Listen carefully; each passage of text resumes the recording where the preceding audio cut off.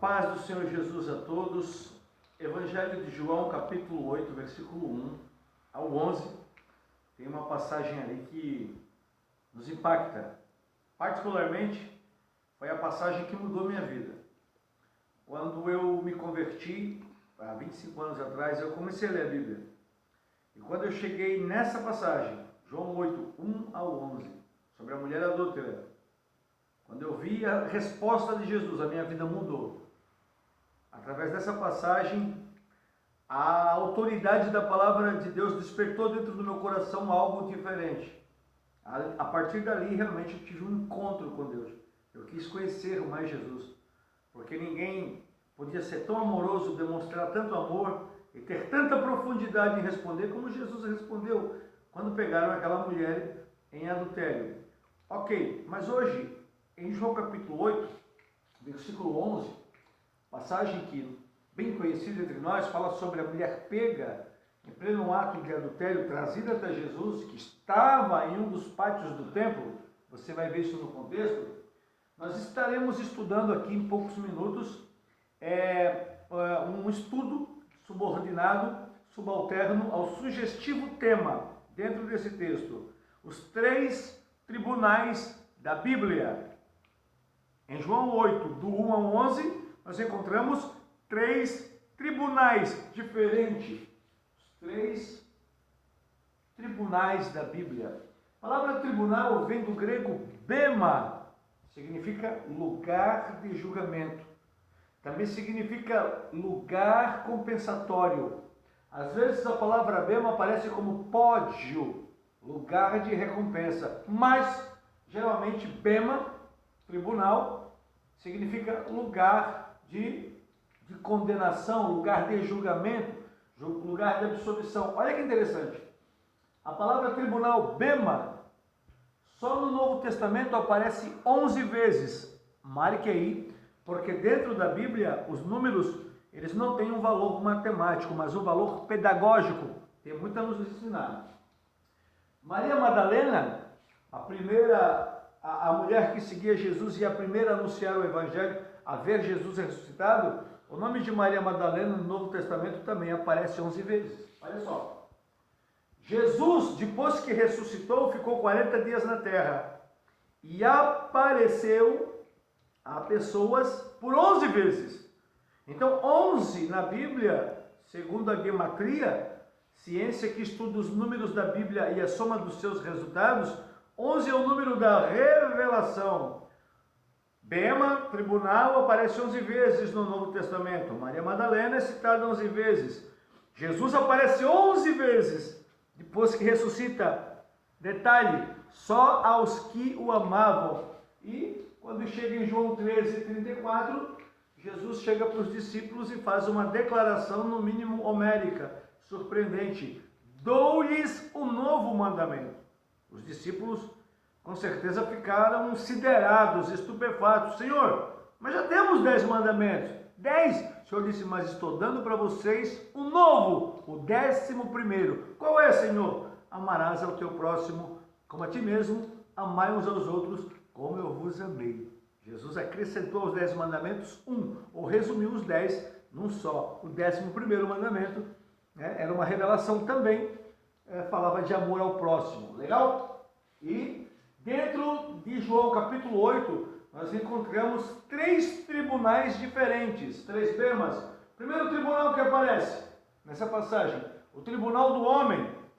Versículo 5, quando os fariseus trazem a mulher pega em adultério até Jesus, Jesus escrevendo com o dedo no chão. Um dia eu vou trazer a explicação do que Jesus estava escrevendo ali no chão. Versículo 5, olha só, o tribunal do homem. Eles trazem a mulher, olham para Jesus e dizem: na lei nos mandou Moisés que as tais pegas em adultério sejam apedrejadas. A lei nos manda apedrejar ela. E o que o Senhor tem a dizer, Jesus? Nesse momento, nós vemos o tribunal do homem em ação. Um tribunal imperfeito, um tribunal cheio de falhas, um tribunal cheio de emendas, cheio de um tribunal falho. Por quê? Porque a lei em Levítico 21, versículo 10, Deuteronômio 22, diz que quando um casal fosse pego em adultério, até porque ninguém adultera sozinho, os dois tinham que vir para ser apedrejado. Se a mulher foi pega em pleno ato de adultério, ela não estava sozinha, mas só trouxeram a mulher. O homem não trouxeram. Veja como o tribunal do homem falha. O tribunal do homem muitas vezes condena o inocente. Quantas pessoas inocentes estão na penitenciária cumprindo penas? E são inocentes. Vemos de vez em quando casos desses na mídia. Pessoas que ficaram 30, 40, 10 anos presas sendo inocentes. Né? Um maior detalhe de uma pessoa inocente que foi morta, por exemplo, o próprio Jesus. Jesus era inocente, nunca fez mal nenhum, nunca pecou, mesmo assim foi condenado, sendo inocente, por um tribunal sério, foi condenado à morte, sendo inocente. O tribunal do homem é bom, mas infelizmente tem muitas falhas. Segundo o tribunal que nós vemos dentro de João 8, o tribunal da consciência. Jesus olha e diz: aquele dentre vós que não tem pecado, atire a primeira pedra. Versículo 7. E quando ouviram falar isso, saíram um a um, pelos mais velhos até os últimos. Os mais jovens ficaram só Jesus e a mulher. Quando Jesus fala para eles: aquele dentre vós, estou querendo apedrejar ela, aquele dentre vós que está sem pecado, seja o primeiro a se retirar. Nesse momento é ativado o tribunal da consciência. Dentro daqueles homens, eles começam a ver que eram tão falhos quanto aquela mulher, que eram tão pecadores ou piores pecadores do que aquela mulher, e começam a se retirar pelos mais velhos. Por quê? Porque os mais velhos tinham mais tempo de vida e mais pecado, e depois os mais jovens por último, porque mais jovens tinham menos pecado, obviamente. E nesse momento, quando Jesus fala: aquele que está sem pecado, atire a primeira pedra, Jesus ativa o tribunal da consciência dentro deles. Existe aqui dentro de nós também um tribunal, chamado Tribunal da Consciência. O que é consciência, professor Fabiano? Consciência é o filtro do homem pensador. Consciência é o mini juízo, é o mini Deus que está dentro de nós. Consciência é aquilo que Deus colocou dentro de nós para que nós não deixemos nos enganar. Provérbios 20, versículo 27, a Bíblia diz que Deus colocou a consciência dentro do homem para que ele não engane a si mesmo. Ele pode até fazer errado, mas a consciência está dizendo: não, você está fazendo errado e não adianta dizer que está fazendo certo. Ou você está fazendo certo, não adianta que está fazendo errado. A consciência, ela traz perfeito equilíbrio e lucidez para que o homem não venha se enganar. Ok, gente? Então, o segundo tribunal que aparece é o da consciência. E o último tribunal que nós vemos em João 11, que é o mais glorioso de todos, obviamente, não poderíamos terminar essa dissertação, essa pequena aula, de forma diferente, é o tribunal de Deus. Tribunal do homem, versículo 5, é falho, é corruptível, é cheio de brechas. Tribunal da consciência, todos temos. E a Bíblia diz que aquele que não for julgado pela palavra, diante de Deus, será julgado pela consciência. Paulo fala: por isso todos estão indesculpáveis diante de Deus. E no versículo 11, Jesus disse para ela assim: onde é que estão aqueles que te condenam? Não sei, Senhor, já foram, largaram as pedras e foram para casa. E ele, Jesus, disse, olha como termina a passagem: eu também não te condeno, vai e não peques mais. Terceiro tribunal, o tribunal de Deus. O tribunal do homem é falho, o tribunal da consciência não nos deixa enganar, e o tribunal de Deus é perfeito.